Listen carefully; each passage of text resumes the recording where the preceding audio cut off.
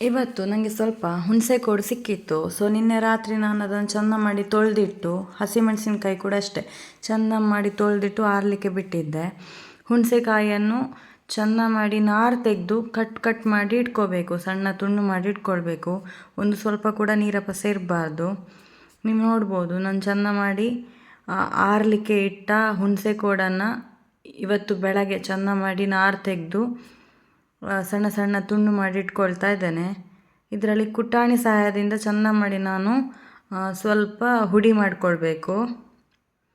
ಸಣ್ಣ ಸಣ್ಣ ತುಂಡು ಆದ ಮೇಲೆ ಕುಟಾಣಿ ಸಹಾಯದಿಂದ ಹೀಗೆ 4-5 ಹೋಳುಗಳನ್ನು ಹಾಕಿ ಚೆಂದ ಮಾಡಿ ಹುಡಿ ಮಾಡಿಕೊಳ್ತಾ ಇದ್ದೇನೆ. ನಾನು ಕುಟ್ಟಿ ಹುಡಿ ಮಾಡಿಕೊಳ್ತಾ ಇದ್ದೇನೆ.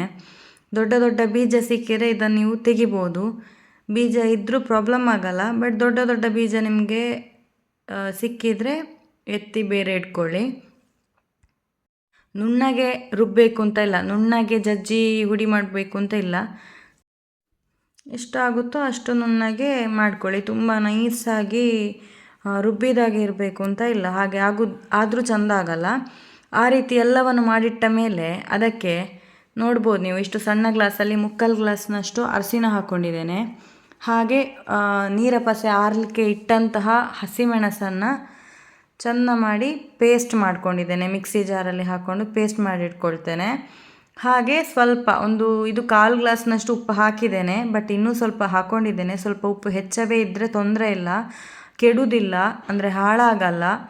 ನೋಡಿ, ನೀವು ನೋಡ್ಬೋದು ಮಿಕ್ಸಿ ಜಾರಲ್ಲಿ ನೈಸ್ ಮಾಡಿಟ್ಟ ಹಸಿಮೆಣಸಿನಕಾಯಿ ಪೇಸ್ಟನ್ನು ಕೂಡ ಹಾಕ್ಕೊಂಡಿದ್ದೇನೆ. ಹಾಗೆ ಸೇಮ್ 3/4 ಗ್ಲಾಸ್ನಷ್ಟು ಮೆಂತ್ಯ ಬೀಜವನ್ನು ಕೂಡ ಸ್ವಲ್ಪ ಹುರಿದು ಅದನ್ನು ಕೂಡ ನೈಸಾಗಿ ಹುಡಿ ಮಾಡ್ಕೊಂಡಿದ್ದೇನೆ. ಪೌಡ್ರನ್ನಾಗೆ ಮಾಡಿಕೊಂಡು ಇದಕ್ಕೇ ಹಾಕಿ ಚೆಂದ ಮಾಡಿ ಮಿಕ್ಸ್ ಮಾಡ್ಕೊಳ್ತಾ ಇದ್ದೇನೆ.